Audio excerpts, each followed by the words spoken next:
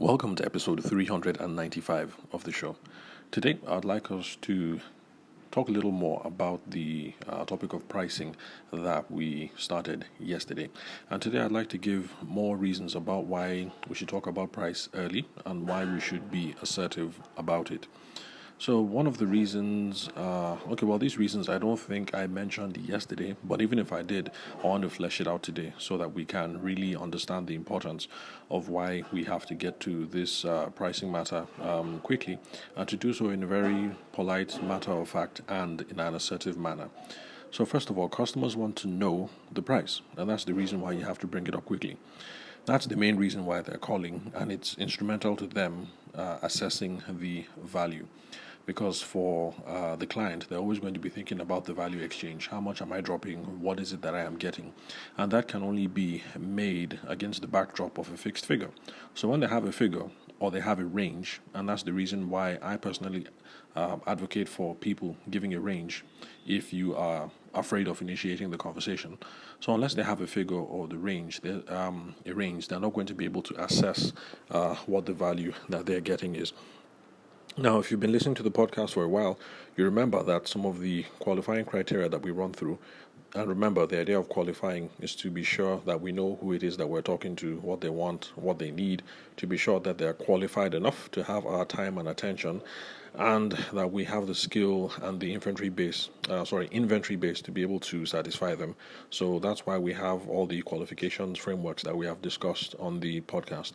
So if this is your first time listening, then when you're done listening to this, just head back to the over 300 and something episodes that we have. You'll be looking for something that has qualification in the title, and then you'll be exposed to the qualifying criteria. And those are basically yardsticks, frameworks, things to point you along in the process of how to carry on the conversation, to be sure that you're speaking to a qualified prospect. That's someone who is willing and able to buy right now, and most importantly, someone that you have a good chance of making a satisfied customer because of your skill set or the inventory that you have. So now back to the qualifying criteria. We always want to make sure that the people want or need what it is that we have, and that they can afford, and that also there's a sense of urgency. So even if you're looking at it from a traditional sales perspective, you'll see that once we meet the want and need criteria, and then the urgency criteria, that they're ready to take action now or within a reasonable time in the future, we also want to be sure that they can afford our services. So it's absolutely essential to making sure that we have a qualified client and we can't get past this. So if you're a wedding planner, of course, you want to meet someone who already thinks that they need wedding planning services, and who they think that they also think that it's valuable, because some people think wedding planning is a nice to have and not a must have. So it'd be good if you're dealing with someone who thinks wedding planning is a must have. And then the thing about urgency is that they're ready to take action now or in a reasonable time in the future. So for someone who is getting married, maybe possibly in 2025 or 2026 or 2027, that's not a qualified client because they haven't quite decided yet. But if someone calls you up, she got proposed to, let's say, last week. She's really excited. The family hasn't started talking, but between her and her husband, they're looking at maybe next year Easter. I think that's a much better qualified prospect, because even though the families haven't met, between her and her husband, they are looking at a potential date within the next 12 months. And then again, there's another person who's going to call you that they got proposed to recently, the family has met, and they could be possibly getting married between the dates of December 16th to December 21st. They haven't decided. In that case, there's a range. So that means the urgency criteria. Now, as you can see in either case, the more qualified the person is, you can see that the more important the pricing question becomes. So bring it up quickly so that both of you can get a move on.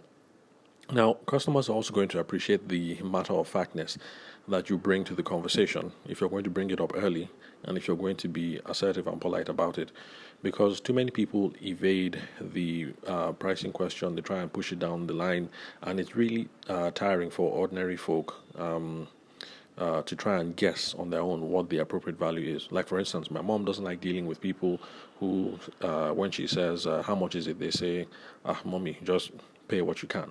So for us, service professionals, we think like it's a good way of shifting the burden to the client so that they can call the figure. And if they call the figure that is too high, then that's good. It means that we now have a profit. But for the average person, all these kind of techniques and tactics, they find quite tiring or disturbing.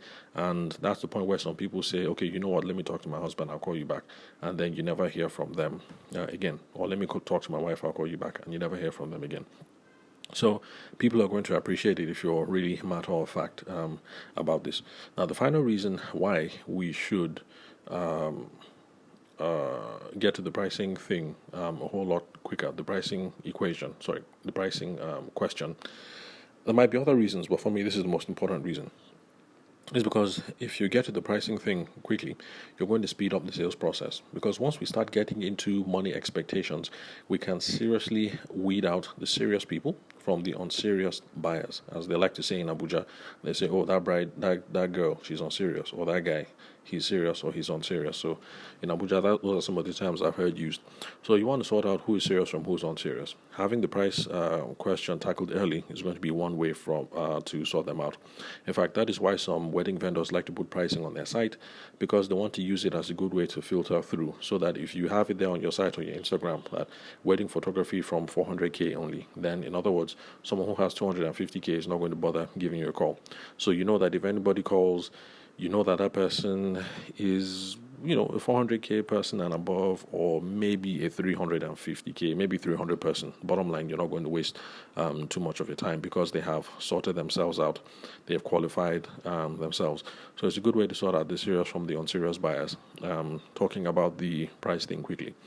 And then there are also people who are experienced in your space because they've done it before.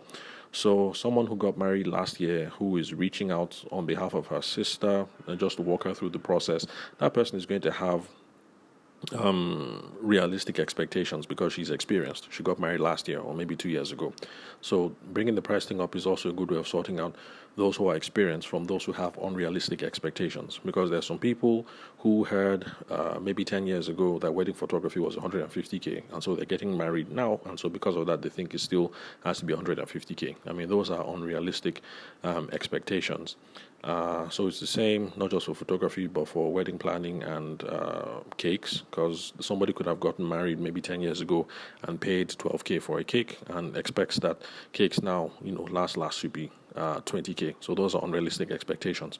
So talking about the price things very quickly will help you filter out all these people. Who is serious, who is unserious, who is experienced and who is ready for business, and who has unrealistic expectations. So it's good to find about that, to sort these people out very quickly, so that if you know now. Anyway, the idea is if you go through this sorting very quickly, it's good to find out about that now instead of waiting to find out after 3 weeks of phone calls and emails and relationship building and WhatsApp messages and visiting the office and then coming to the studio or coming to your office and then all of that. So you have to bring these conversations up early so that once you sort through folks, you can spend time. Your time will now be better spent looking for other people to talk to or trying to see how you can refer them. Because, of course, if 150k for your wedding photography or maybe 400k or 500k is unrealistic for your wedding planning services, you might have people who are new to the game, people who are looking for experience, or other professionals. Other professionals who deliver a different value prop. Maybe the whole thing of being cheap or saving money is part of their value proposition. So you know that, okay, now in this case you can refer those people. But bottom line is, when you bring up the price early, you sort through people early, you now know what the next step is. Am I going to refer? Am I going to politely end this conversation? Or should I spend my time by running off and looking for more serious people to talk to and people who have more realistic expectations? So those are the main reasons why I think talking about the pricing thing early and talking about it in an assertive manner, these are the reasons why it's really, really important. So do not evade and do not delay. So thank you very much for listening to today's episode. I'm your host, Abuja-based sales and business consultant Tavishima George Ayede, the host of Nigeria's longest running business podcast. Thank you very much for your time and attention. I'll catch you guys at the next recording.